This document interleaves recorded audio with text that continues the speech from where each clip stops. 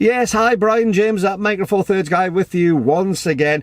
And my apologies, I did get a bit of a scolding from somebody a little while ago. Not a bad scolding, but a sort of a nice one saying, good to see you outside rather than in the car. Well, you probably can't see outside here, but it's pea soup fog out there, and it's absolutely freezing. It's -2 degrees here in Cumbria this morning, and it's pea soup fog outside. So the minute I can't do it, there's no way I can do a video outside. So I'm in the car, but I'm quite happy. I've got my big car back. I've got my Mercedes back. £1,000 bill lighter though. Oh goodness! Problem with buying older cars: they're cheaper to buy. They're blinking expensive to fix, but never mind. I've got my big Mercedes back on the tracks again, which keeps me happy because I like my car. So yes, the title. I'm in trouble, or I will be in trouble when Mrs. Micro Four Thirds finds out. I'm going to be in even more trouble because I bought another camera. Now, I'm not going to tell you what the camera is. You're going to have to keep on guessing. But if you're one of my patrons on the Patreon channel, you will find that there's another video going up almost immediately, which will reveal what it is. So if you're a patron, you'll see what the camera is pretty soon. But you're going to have to wait, the rest of you. But I'm interested, actually. If one of the patrons, don't spoil it by putting what the answer is, but I am interested to know what you think it could be. Now, I will tell you, it's a Micro Four Thirds camera. It's not a drone.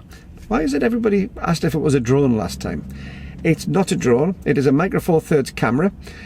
It is an older Micro Four Thirds camera. So it's not brand new. It's not sort of an OM1 or an OM5 or something like that. But it is a Micro Four Thirds camera, and it's rather unusual. So whatever you think it is, drop the comments below. I'll not actually going to answer until you see the next video. But yes, I'll be in trouble when she finds out that there's another camera coming into the house. But you know what? This is part of the fun of Micro Four Thirds as a format. You can have some real good fun with cameras. You can have some thoroughly enjoyable times. Because you've got two main manufacturers. Remember, there's more manufacturers than just Olympus and Lumix, but two main manufacturers of Micro Four Thirds. You've got quite a bit of range and quite a bit of variety that you can choose from. So I decided I was going to do this. And of course, the beauty is you can buy a camera like this, and all the lenses that I currently have will fit. So what can I tell you about it? What can I tell you? Well, as I say, it is Micro Four Thirds. I'm having a look at it down here. It's just out of shot. I can see it, you can't. It's just here. I'll actually let you see the lens on the front of it. There is a lens attached to it. The lens isn't a giveaway, that's my 12 to 60, which is on the front of it.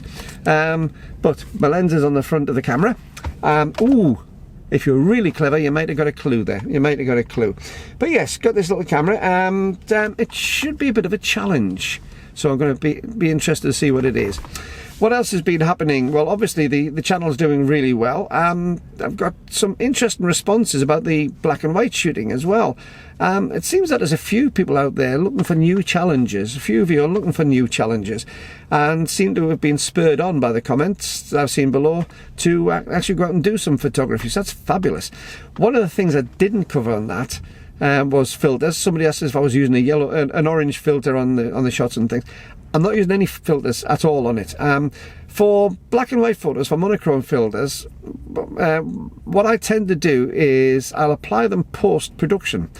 So I'll quite often put a yellow or an orange or whatever filter on, a blue filter, in Photoshop, well not Photoshop, in Lightroom, because you can actually do that. You can get away with that and do it, and it works very, very well.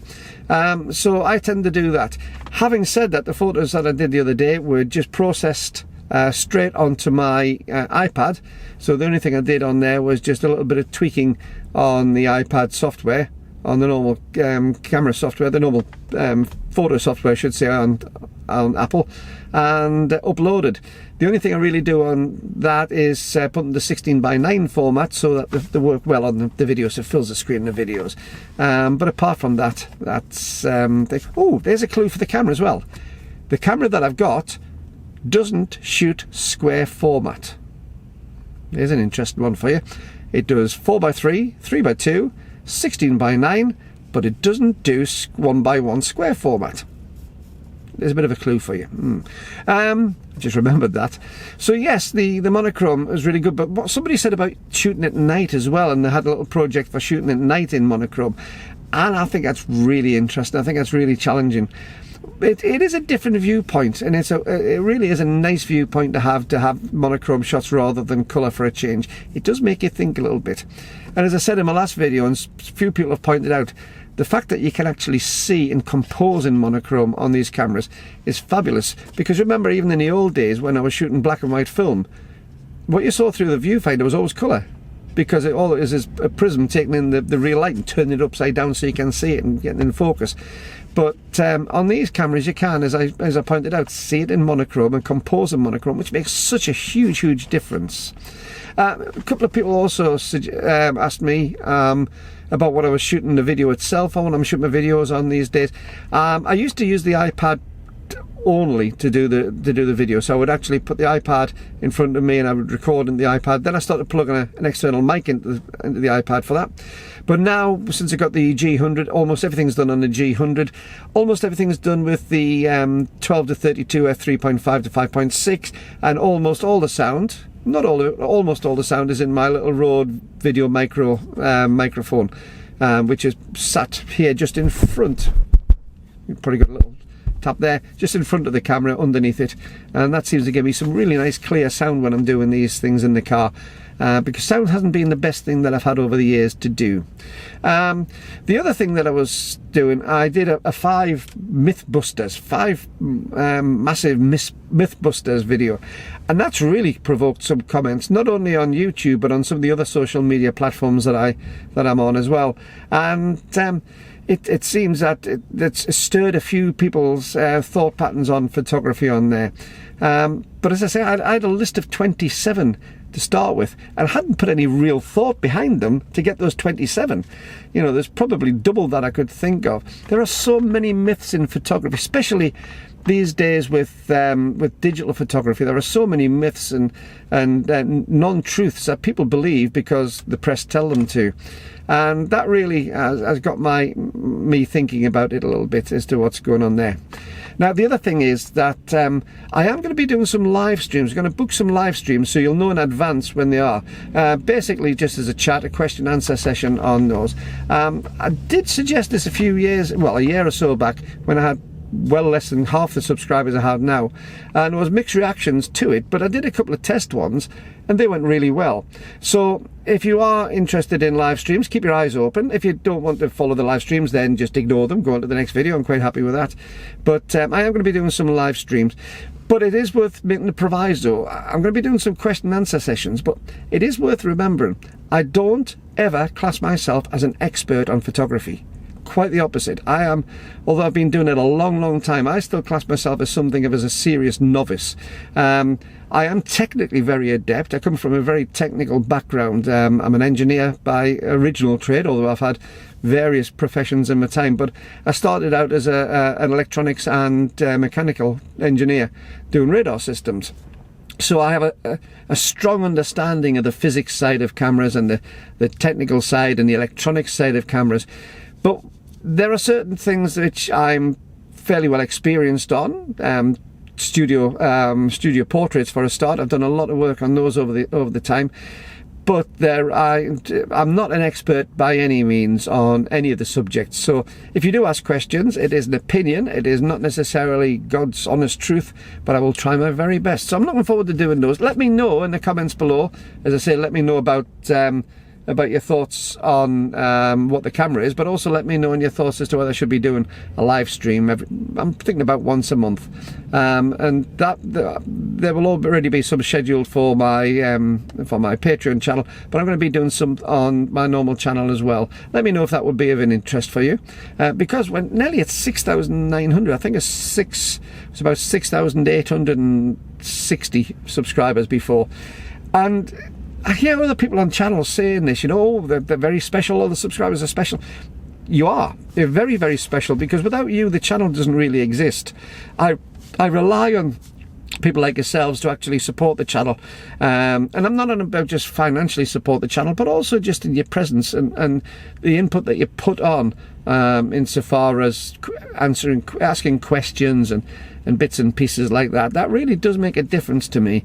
And as I say, the questions that people ask, I do tend to think that they're more for everybody else than they are for me, because I see some of your points that you make which I don't necessarily agree with all the time, but I learn from them, and I really do treasure the fact that you will put your time and effort into putting some of those comments on. I also got asked by a couple of people what's happened to the music channel. It's difficult to get my mojo going. It's difficult to get motivated on that. And I put the music videos that I do. You'll find that there's a few where I'm singing with a big band from a few years ago. And if you're interested, you can have a watch of those. But I'm probably going to change that other channel to a me channel, a very open channel about what I'm interested in, apart from photography. It's very easy to sway off to one side on this channel because it is narrow, so if you want to try and do something a bit of a difference from just Micro Four Thirds photography, you do tend to want to sway off somewhere, and I don't think it's going to do this channel the best of good by going off track too much. So I'm going to use my Brian James channel, my personal channel, to put all sorts up. So I'll be putting those sort of some of my personal views, my personal life sort of things on there, things which float my boat away from photography. So what else is that? I think it's about it, really. I really do. I do find that it's difficult to take the camera out, as I say, because it's just at that time of year which isn't nice. But I'm waiting for the snow to come. I really am waiting for the snow to come. I like the snow. I love taking photographs in the snow. So I'm waiting for the snow to come. But I've got a very, very busy time with the music Christmas time wise. So if you don't see so many videos being posted up, please forgive me. I'm going to try and keep my postings up as much as I possibly can. But it's in between doing my Christmas gigs as a singer, because obviously this is the real busy time for entertainers. So keep watching, because there will be things come up, and we'll see what happens. But there will certainly be some more things come up, and as I say, there will be a video to do with this for the Patreon channel. That'll be released in about 2 weeks to you on the normal channel. And also in the next couple of days I have a video coming out which has already been released to for the patrons. I think it's about 3 or 4 days out, so there's lots of things still to come during December, so keep your eyes open and keep enjoying watching the channel. And we'll see what goes on, because I'm getting ready for all the Christmas rush as well, of course. However, till the next time, this is Brian James, a Micro Four Thirds guy, saying bye-bye. Keep on taking your camera out, keep on having fun with your photography, and keep on trying to guess what this little thing is here, because I really want you to have a good guess. I don't think anybody's necessarily going to get it. We'll see. See you next time. Bye-bye.